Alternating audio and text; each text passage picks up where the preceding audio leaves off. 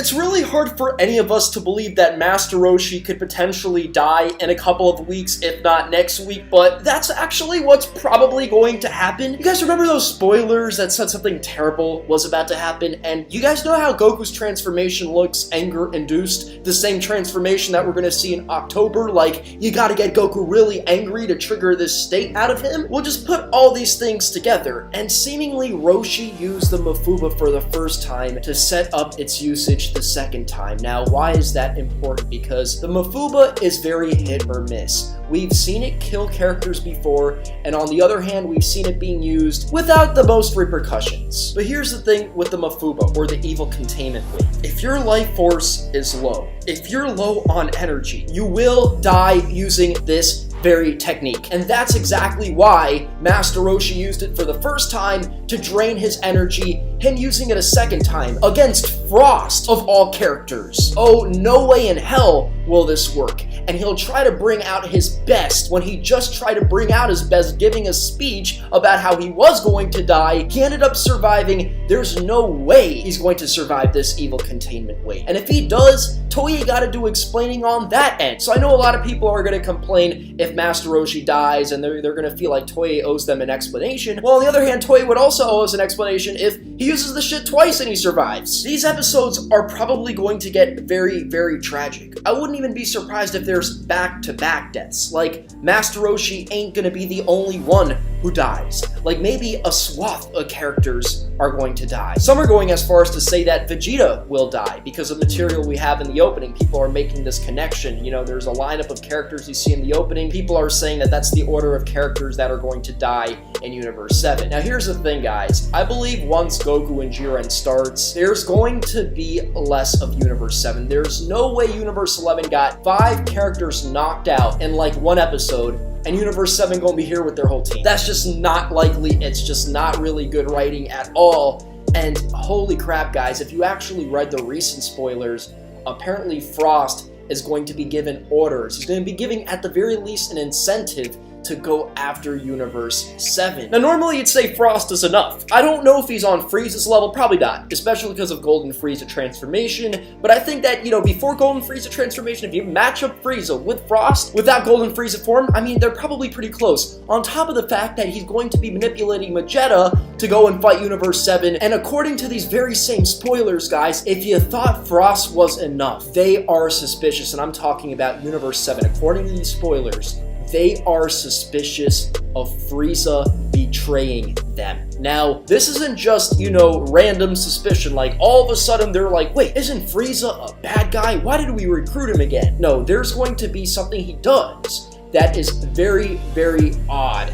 That is very, very counterproductive to their strategy. Of course, whatever strategy you consider Universe 7 to have is just a bunch of stronger characters fighting a bunch of weaker characters so far in the tournament. He's gonna put U7 at risk. There was big foreshadowing regarding these upcoming events earlier on in the tournament when we see Frost and Frieza basically smirking and you know, conversing about the fact that they don't care about anything and they could team up together just to have some fun. And we know Frieza, regardless of what, still hates Goku's guts. He despises Goku. He will fuck himself over to fuck Goku over. So then wait, Double Four, that doesn't make sense. Why wouldn't Frieza fuck Goku over before the tournament started? Why would he do it now? Well, there's a very simple answer. He thought he could fuck Goku over even harder if he waited until the tournament, right? And that's exactly true. If he, you know, did the most savage of things before the tournament started, he could have been put to rest and he wouldn't have been on the team and he wouldn't have cost us problems, right? The God would deal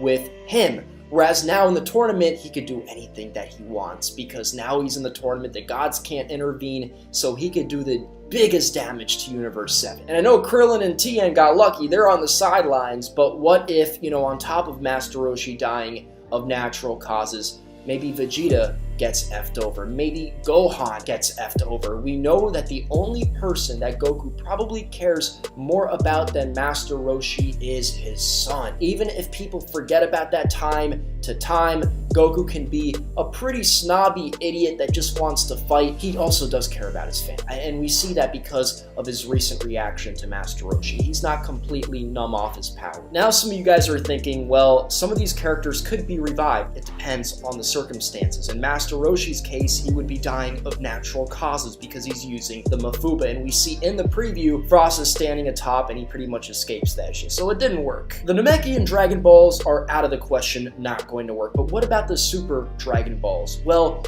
here's what's very interesting. If Frieza does end up screwing over his universe, that means Goku and the others, specifically Goku, will now have the incentive to go against their original promise to Frieza that they'd revive him back fully. Instead, they'd revive back the characters that Frieza ended up fucking over, right? That would be logical. Even if Goku's dense, you know, he's not dense enough to get triggered by all these characters Frieza killed and then be like, you know what? I'm loyal to Frieza. You know, screw Master Roshi, screw my son Gohan. I just want that Frieza cock. That's what I've been wanting since the beginning of the series. No, there's not going to be any of that. And a lot of the community still doesn't believe that Toei will take it there. They're not going to kill off Master Roshi. It's impossible. Well, let me tell you this right now. If it happens to, you know, Makarov, or that's a terrible example because Makarov ended up getting revived. If it happens to, like, Jiraiya, you know, we know what's going to happen to Monkey D. Dragon in the future. You know, all you One Piece fans that think Luffy's father is safe, he's not safe. He's going to get touched and he's going to go out. A lot of these old character figures in anime, specifically shonen, everybody thinks they'll never go there, or if they go there, they'll end up bringing this character back. But what if Toei makes a huge giant move right here? Because again, this is going to be something that plays into this 1 hour special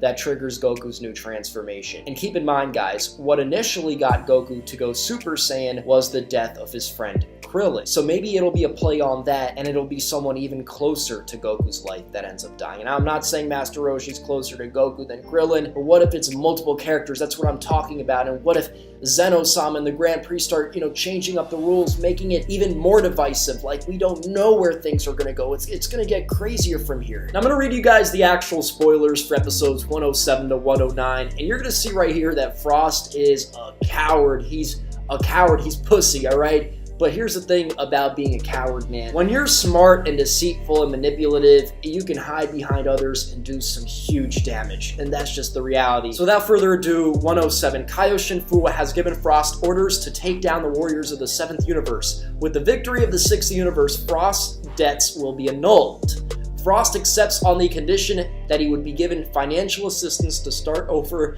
his business. You know, I think Frost is definitely in a better situation than Frieza, who was literally in a cocoon and what was, you know, in our eyes very peaceful, but in Frieza's mind just gives him a migraine. He immediately sets on his next target, Master Roshi. Now, that's where the cowardice comes into play. So you're telling me out of everybody you target, you're going to target an old man who was just sitting on a rock to try and catch his breath? Absolutely pathetic. I mean, I don't even know where to begin on freaking Frost, man. Like, it's sad, all right? Now, episode 108 reads, Frieza looks into his next opponent, okay? Meanwhile, Gohan is forced into a tough match with Jinmizu. Sounds like some Japanese dessert.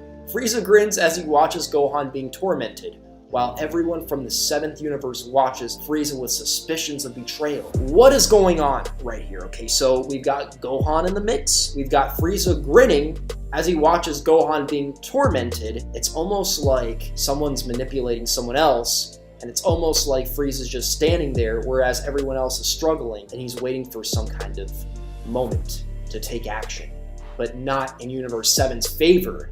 And that's going to be probably where everyone thinks Frieza betrays them. I think Frieza might come in and help Frost fuck over both universes. And honestly, guys, I think there's going to be a connection between Frieza and Gohan. I really do. I think that this man's is going to try and kill Gohan. That's what I think is going to happen there. Now, you get some of the 109 spoilers to Jiren. Get serious. He's ready to go. He's ready to take action. And I guess that overwhelms everybody. And I guess that's where the fight's about to start. So let me know what you guys think. What do you think about these potential deaths? Do you see Dragon Ball Super getting really tragic? And we know Goku's new transfer